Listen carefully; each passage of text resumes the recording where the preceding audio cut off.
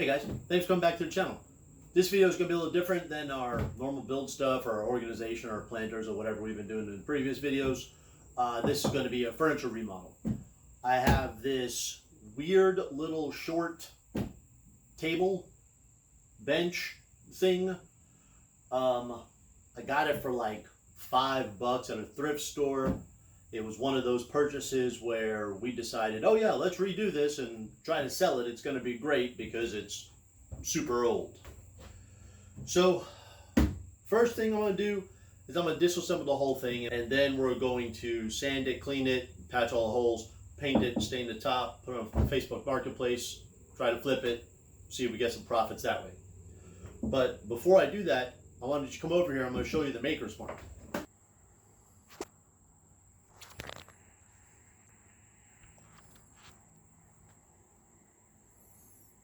Can you see that? That says Humphrey Manufacturing Company, Crawfordville, Indiana, USA, Humphrey Tables. So I'm going to go ahead. Is that what I do it? No, I was good. Sand and paint it, stain it, flip it, and then so you make some profit on it. Stay tuned. All right. So here we have a perfectly good 100-year-old table, completely disassembled. Next what I'm going to do, I'm going to go ahead and try to clean it up and look for anything that we can repair before we start refinishing it. Can you guys see here? This is the bottom of the table. Can you see here? There's a big hunk of wood that is broken out. There's another bit over here. It looks like it's broken out, and they tried to nail in some piece. Here's kind of more of the same of just damage. And I don't know if you can see me move it or not, but this whole part of the table is kind of fallen down, needs to be replaced, put back together. But over here, here's kind of a intact corner.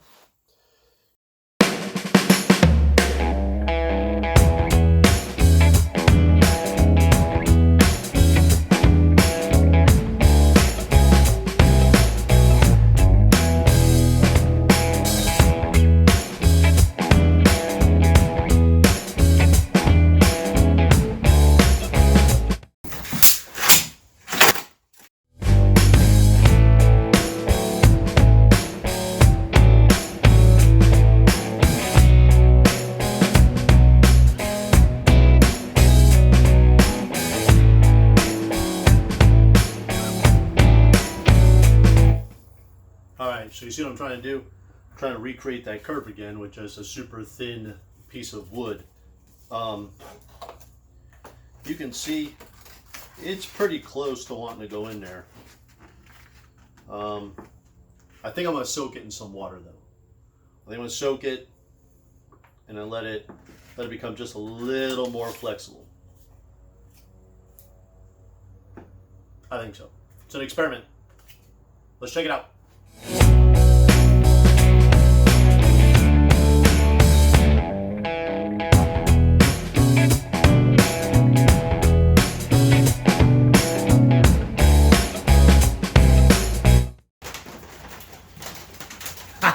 That shit worked.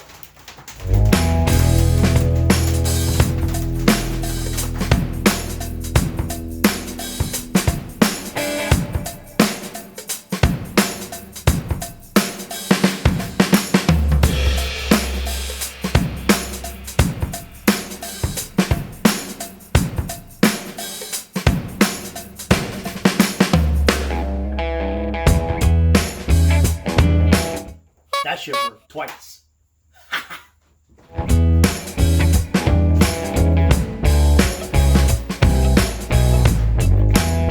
Alright guys, can you see this hole right here? So what I'm going to do is of course I'm going to have to repair it. But I'm going to take just tiny pieces of scrap wood and kind of do my best to fill in that space.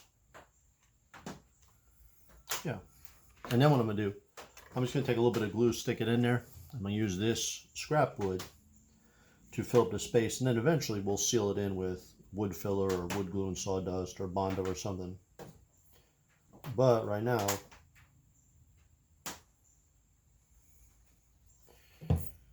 we're just going to make the best fit. And we'll cut and sand this out. This is kind of a furniture repair trick. Toothpicks are also part of my arsenal.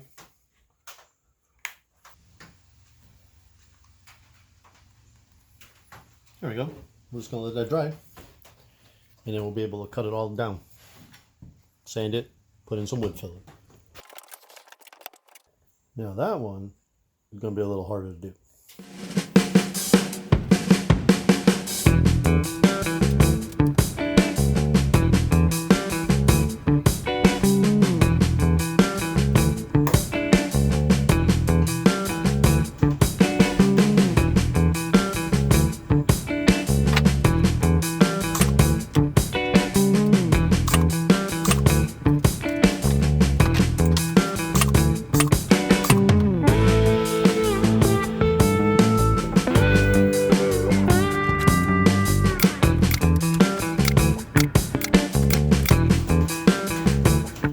Hey guys, it's raining outside on the metal roof, so I don't know if you can hear me or not.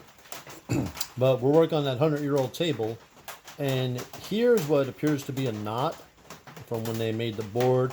They drilled right through, put a screw in there, and the knot seems to be kind of deteriorating. So what I'm going to do is I'm not going to try to recreate this board. I want to keep as much as authentic as possible. But just like other woodworking things, in order to stabilize a knot, like this one doesn't look so terrible. In order to stabilize it, because this is what goes on the bottom of the table anyway, I'm just going to put it in place with some crazy glue. I could go ahead and make epoxy and stick it in there, but like I said, no one's going to see it, and all I need to do is just stabilize this knot.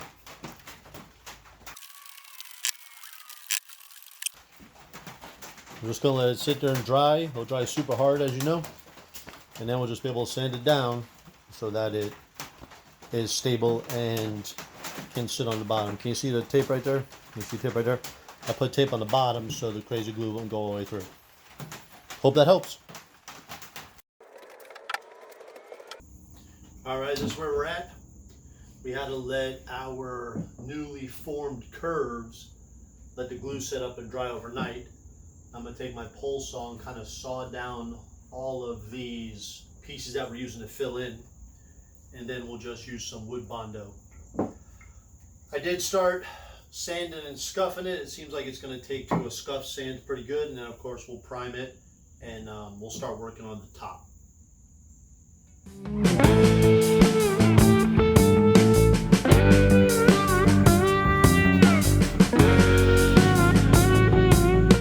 See, now you can see we can fill that in real easy, like, and then fill in this crack right here, sand it all solid.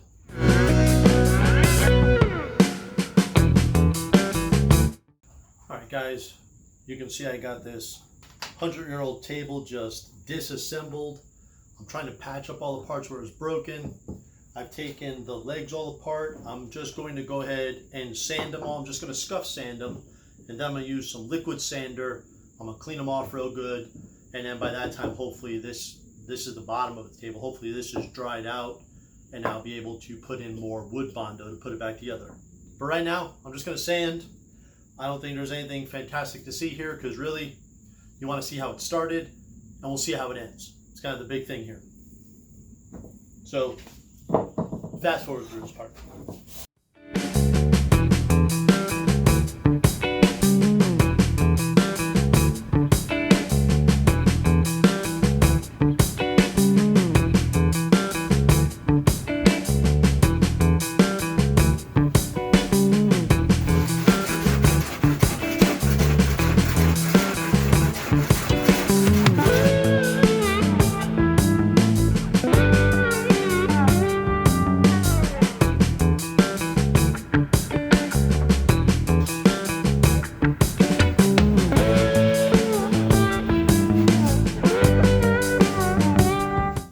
Guys, here's all the parts to that table.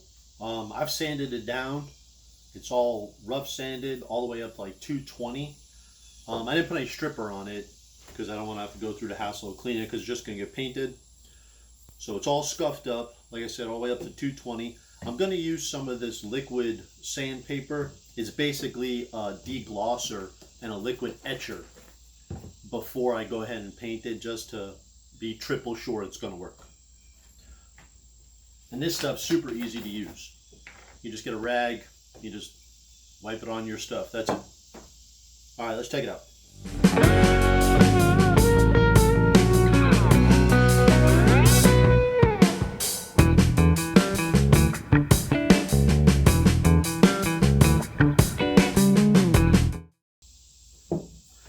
Using this stuff too also gives me another way to wipe down these little parts right here and, you know, get even more dust off them, get them ready for paint. So we're gonna let that dry and clean up our mess, and then we'll go get some primer. Stay tuned. I do the numbers here. When I disassembled it, I numbered the sides so I could put everything back together the way it, you know, was to begin with. So I'm just going to take this little corner thing and slide it into the foot. Well, I'm going to slide it into the, well, hang on. I'm going to put this one in there. That's the one that's, damn it. That, nope, just push it in. I don't know. Yeah, that seems right. All right. Yep. Okay, let's go with that. Is that just sticks it back in there? All right, screw it. We're going to glue it in place. It'll stay then.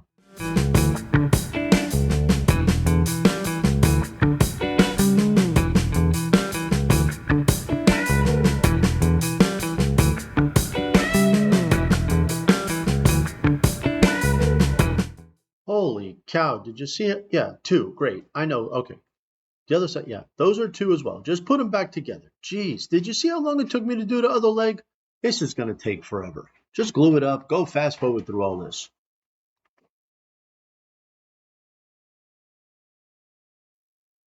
All right, watch. A little movie magic, presto changeo. Now we got the 2 leg things done. Now we're going to attach them to what I guess is the feet of the table. So no great shakes here. I'm just going to go ahead and glue it, and there's a bolt that goes all the way through from the top. So I'm just going to glue it and bolt it back in place. You get it. Let's move on. All right, a little time travel from the movie magic over here. We're going to finish up these 2 legs, and then let's go and work on the top of this table real quick. Check it out. It's going to come out nice. You wait. All right. Am I reading the directions? I'm not reading the directions. All right. You take the stripper, you pour it all over the tabletop, and then you use a brush to go ahead and spread it all out. And you got to let the stripper sit on the finish. You got to let it sit on the finish there for like 15 minutes or so. And then you can just scrape the whole thing off. That's not enough stripper. You might as well just add more right now. All right. Let's go and get this done and see what happens.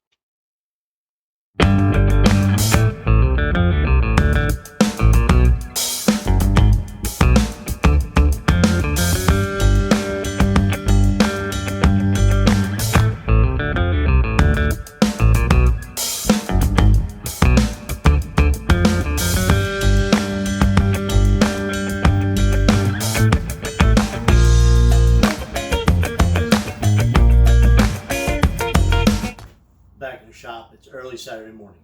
Everybody's sleeping. I decided to come out here and get some videos done and try to get 3 furniture projects done and posted on Marketplace and out the door. So here again is that 100-year-old table. We got the top already. We got everything else scuff sanded. Before I stain the top, I think I want to put the whole table together and get it all secure and kind of re-glued and screwed in place. And then I'll flip it over and stain the top, waiting on it to dry, and then tape it all up and spray the bottom. I'm hoping to spray the bottom. We'll see how it goes. So let's go put it together. All right, in between filming episodes, I went ahead and used some gray spray primer, you know, like in the spray can. And I sprayed all of those parts that we put back together. And now I'm going to attach them to the bottom of the table. So go ahead and watch this show as I try to figure out how it all goes back together. I should have took a picture or something. I don't even know where all these parts go.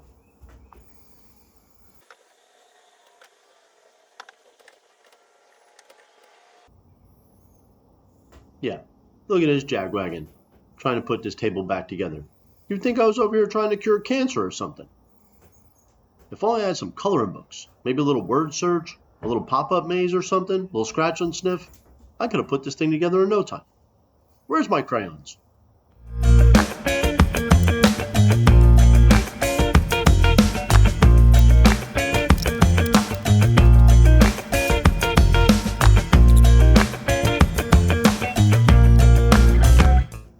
Wait, did I just have that table together and then I took it apart and now I'm messing with this thing again? Oh my god, this is gonna take forever. I don't even know what I'm doing here. But look, I bet you guys watching right now, you're like, wow, that guy really knows what he's doing. He's like a master furniture refinisher. I should probably quit my job and just wait for the orders to come rolling in. Hey, please redo my furniture. You look like you know what you're doing. All right, so you get it. I had to put all the pieces back on the bottom of the table. Seriously, I cut out like 45 minutes of just footage. I'm making myself sick over here trying to watch this video and edit it so it shows me putting the table back together. Listen, I got it all back together. I'm going to flip the table over, and then we're going to get to working on the top.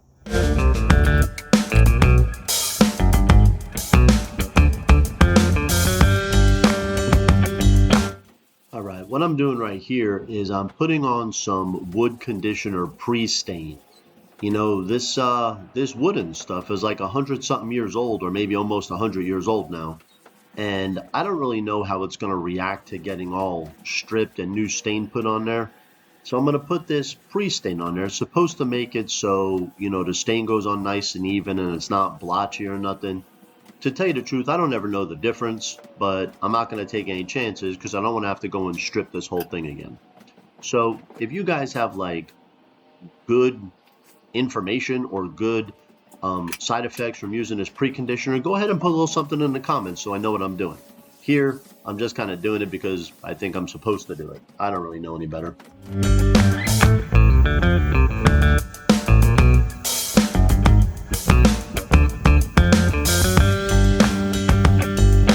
All right, so listen, I'm confident you can paint. I'm not going to sit here and make you watch me painting the whole thing. But I do want to tell you, like I painted the whole base of the table this flat black. And the flat black, of course, I got as Home Depot Oops paint. But I wanted to tell you that this one is Behr Ultra Scuff Defense. And it's interior extra durable flat black. I mean, I don't know what the right color is that they tried to get when it became an Oops paint. But this stuff works great. It's super dead flat and it doesn't scratch up for nothing. It hardens up real nice. So I hope that helps, but let's zoom past all the painting because I'm confident you know how to paint.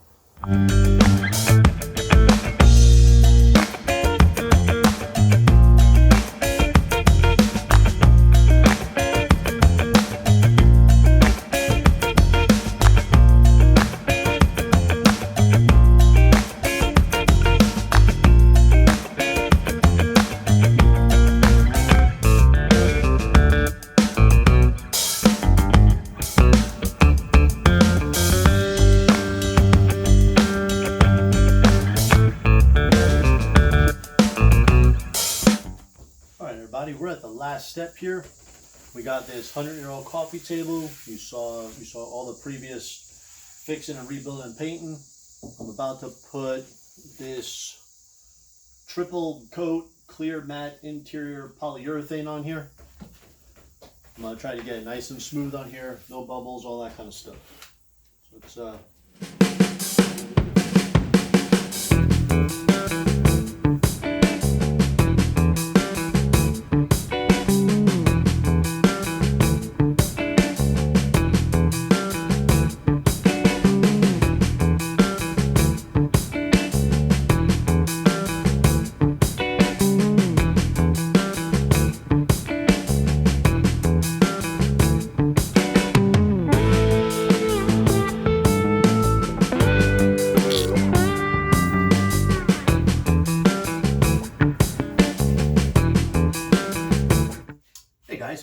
thanks for sticking to the end.